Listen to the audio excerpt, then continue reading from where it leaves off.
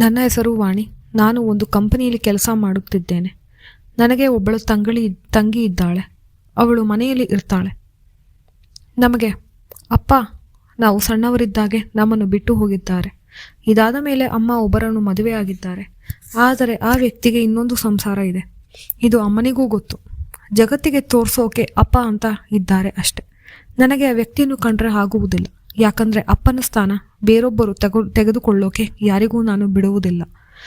ಆದರೆ ಅಪ್ಪನ ಸ್ಥಾನದಲ್ಲಿರುವ ವ್ಯಕ್ತಿ ನನ್ನನ್ನು ಚೆನ್ನಾಗಿ ನೋಡಿಕೊಳ್ಳುತ್ತಾರೆ. ನನ್ನನ್ನು ಕಾಳಜಿಯಿಂದ ಮಾತಾಡ್ತಾರೆ. ಆದರೆ ನನಗೆ ಕೋಪ ಜಾಸ್ತಿ. ನಾನೇ ಬೈತೀನಿ ಮತ್ತು ಮುಖ ಕೊಡದೆ ಮಾತಾಡ್ತೀನಿ. ಇದರಿಂದ ಅವರು ಬೇಜಾರಾದರೂ ಮಾಡಿಕೊಂಡಿಲ್ಲ ಅನಿಸುತ್ತೆ. ಯಾಕಂದರೆ ಮತ್ತೆ ಮತ್ತೆ ಮಾತಾಡ್ತಾರೆ.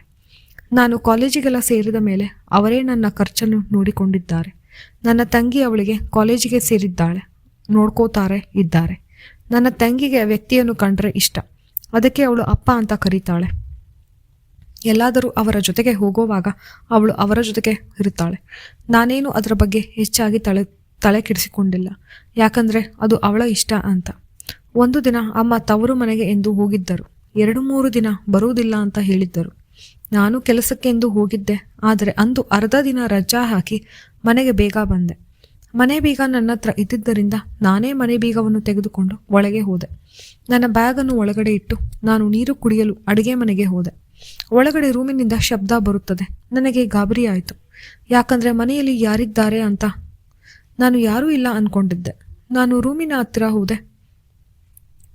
ರೂಮಿನ ಆಚೆ ಅಪ್ಪ ಬರುತ್ತಿದ್ದಾರೆ. ಯಾರು ಇದ್ದಾರೆ ಎಂದು ತಿಳಿಯಿತು. ನಾನು ಬಚ್ಚಿಟ್ಟುಕೊಂಡೆ. ಸ್ವಲ್ಪ ಸಮಯದ ನಂತರ ಆ ರೂಮಿನಿಂದ ಅಪ್ಪ ಆಚೆ ಬರ್ತಾ ಇದ್ದಾರೆ ಮತ್ತು ತಂಗಿ ರೂಮಿನಲ್ಲಿ ಇದ್ದಾಳೆ. ಇದೇನು ನಡೆಯುತ್ತಿದೆ ನನ್ನ ಕಣ್ಣು ಮುಂದೆ? ನಾನು ನೋಡಿದ್ದು ನಿಜಾನ? ನಾನು ಇದ್ದಿದ್ದು ಇಬ್ಬರಿಗೂ ಗೊತ್ತಾಗಲಿಲ್ಲ. ನನ್ನ ಕಣ್ಣು ತಪ್ಪಿಸಿ ಏನು ನಡೆಯಬಾರದು ನಡೆಯುತ್ತಾ ಇದೆ. ನಾನು ಒಂದು ರಾತ್ರಿ ತಂಗಿಯನ್ನು ಮಾತನಾಡಿಸಲು ಪ್ರಯತ್ನಿಸಿದೆ. ಆದರೆ ಅವಳು ಮಾತಾಡ್ತಾ ಇಲ್ಲ. ಆದರೆ ಅಪ್ಪನ ಜೊತೆ ನಾರ್ಮಲ್ ಆಗಿ ಮಾತಾಡ್ತಾ ಇದ್ದಾಳೆ. ಈ ಹುಡುಗಿಗೆ ಏನಾಗಿದೆ? ತಲೆ ಕೆಟ್ಟಿದ್ಯಾ?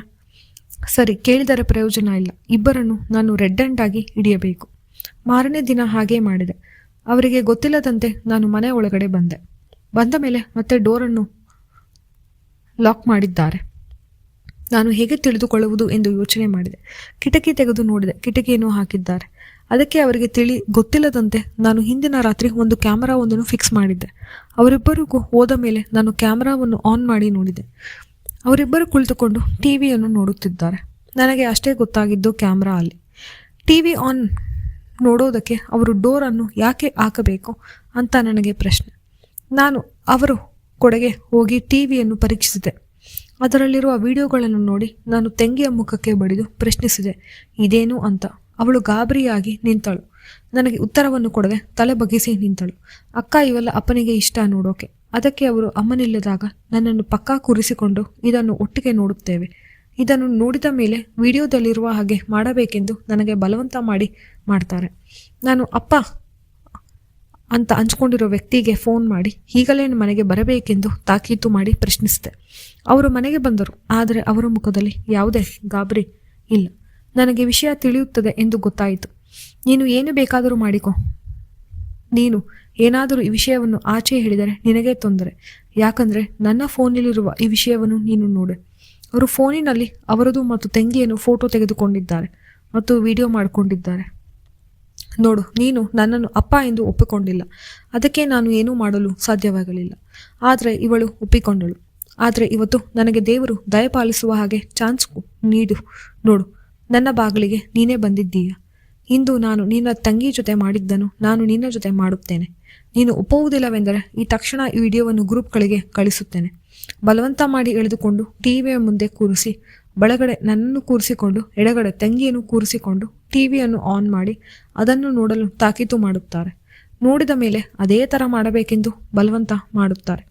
ಅದು ಹೇಗಿದೆಯೋ ಹಾಗೆ ಮಾಡಬೇಕು, ಇಲ್ಲವಾದರೆ ಮತ್ತೊಮ್ಮೆ ಮಾಡುತ್ತೇನೆ. ಇಬ್ಬರಿಗೂ ಮಾಡಲು ಸಮಯ ಹಿಡಿಯಿತು. ಸುಸ್ತಾಯಿತು. ನಮಗೆ ಗೊತ್ತಿಲ್ಲದಂತೆ ಅಮ್ಮ ಬಂದು ಬಿಟ್ಟರು. ನಮ್ಮನ್ನು ಈ ಪರಿಸ್ಥಿತಿಯಲ್ಲಿ ನೋಡಿ ಅವರು ಕುಸಿದು ಬಿದ್ದರು. ಪ್ರಜ್ಞೆ ಹೋಗಿದ್ದ ಅಮ್ಮನನ್ನು ಆರೈಕೆ ಮಾಡಿದೆವು.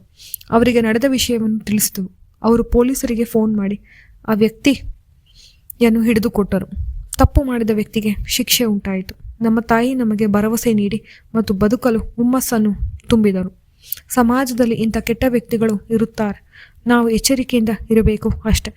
ಯಾಕಂದರೆ ಅವರು ಜೀವಕ್ಕಿಂತ ನಮ್ಮ ಜೀವನವೇ ಹಾಳೋಗೋದು ಜಾಸ್ತಿ. ಈ ಕತೆ ನಿಮಗೆ ಇಷ್ಟವಾದರೆ ದಯವಿಟ್ಟು ಲೈಕ್ ಮಾಡಿ ಮತ್ತು ತಪ್ಪದೆ ಸಬ್ಸ್ಕ್ರೈಬ್ ಮಾಡಿ. ಧನ್ಯವಾದಗಳು.